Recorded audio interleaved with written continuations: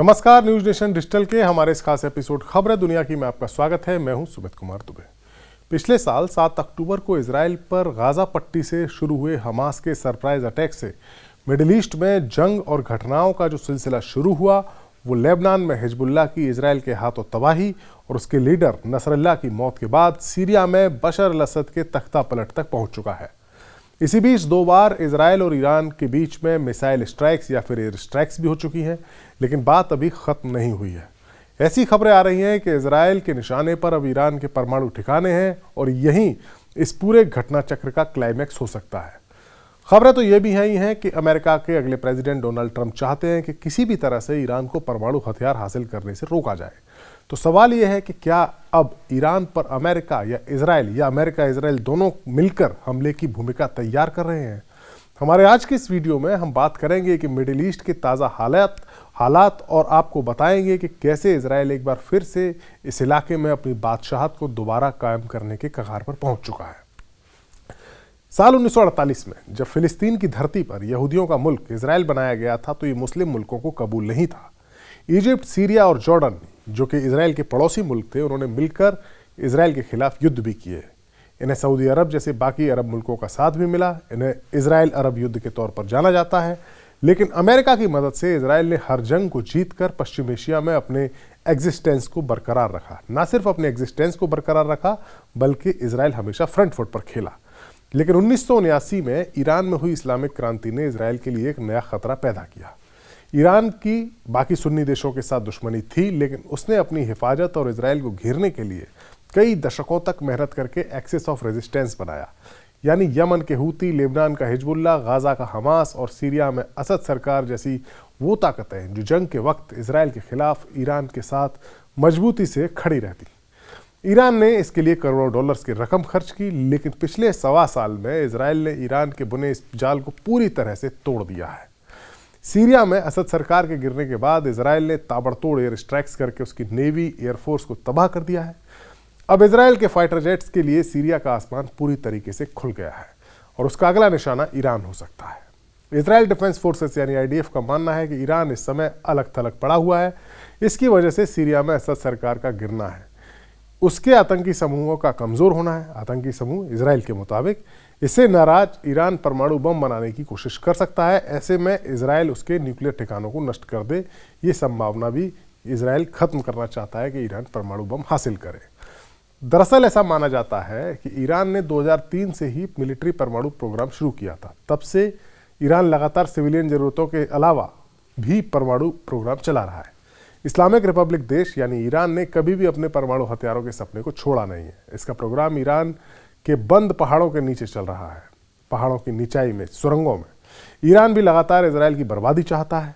वो लगातार खुद या अपने जो मिलिशिया उसके साथ हैं उनके जरिए इजराइल पर मिसाइल हमले या रॉकेट हमले करवाता रहा है। इसीलिए वो अपने बचाव के लिए परमाणु प्रोग्राम भी चला रहा है। इजराइल ने इससे पहले 2 और स्ट्राइक जो की थी उसमें ईरान के कई मिलिट्री फैसिलिटीज को निशाना बनाया था और अब फिर बना सकता है। सीरिया में असद सरकार के गिरने के बाद इजराइल ने अपनी एयर पावर का मुजाहिरा दिखाया है। इजराइल ने सीरिया की सभी एयर डिफेंस सिस्टम्स को धोखा देते हुए हमला किया। ईरान ने जो हथियार सप्लाई किए थे सीरिया को, उनको नष्ट कर दिया। 48 घंटे के भीतर इजराइल ने सीरिया की पूरी मिलिट्री पावर को ध्वस्त कर दिया। सीरिया में एयर डिफेंस सिस्टम बर्बाद होने के बाद अब इजराइल के पास ईरान तक हमला करने के लिए खुला आसमान में उसको मिल गया है। अब वो बिना रेक टोक सीरिया पार करके ईरान के न्यूक्लियर साइट्स पर हमला करके लौट सकता है।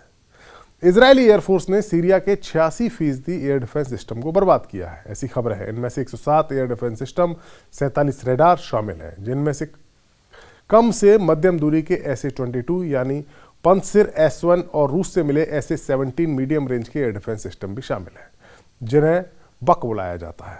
दोनों ही एयर डिफेंस सिस्टम रूस ने बनाए थे। ये सिस्टम सीरिया और हिजबुल्लाह की प्रोटेक्शन के लिए लगाए गए थे। इससे पहले इजराइल सीरिया के ऊपर सीधे उड़ान नहीं भर सकता था, लेकिन एयर डिफेंस सिस्टम ऐसे ईरान के पास भी हैं जिन्हें नष्ट किया गया है और इन्हें नष्ट करना अब इजराइल के लिए मुश्किल नहीं है। सीरिया में उसने साबित किया है। ऐसे ही एयर डिफेंस सिस्टम ईरान के पास भी हैं। वहीं दूसरी ओर होने वाले अमेरिकी प्रेसिडेंट डोनाल्ड ट्रंप भी ईरान को किसी भी हाल में परमाणु हथियार हासिल करने से रोकना चाहते हैं। अमेरिकी अखबार द वॉल स्ट्रीट जर्नल की खबर के मुताबिक ट्रंप ने अभी से अपनी टीम को इस काम पर लगा दिया है। रिपोर्ट के मुताबिक ट्रंप अगले महीने 20 जनवरी को राष्ट्रपति पद की शपथ लेंगे और उनके पद संभालने के बाद वो ईरान के परमाणु ठिकानों पर हमले का विकल्प चुन सकते हैं। ईरान के अलावा सीरिया में भी असद के शासन के पतन के बाद अमेरिकी मिलिट्री की भूमिका पर ट्रंप नए सिरे से विचार कर रहे हैं। इस रिपोर्ट के मुताबिक ट्रंप की टीम ईरान के परमाणु ठिकानों पर हमले के संभावित परिणामों का आकलन कर रही है। टीम के अधिकारियों ने बताया है कि ईरानी खेमे को कमजोर होना और समृद्ध यूरेनियम में तेजी से वृद्धि होना चिंता का विषय है। ऐसे में सभी विकल्प तलाशे जा रहे हैं।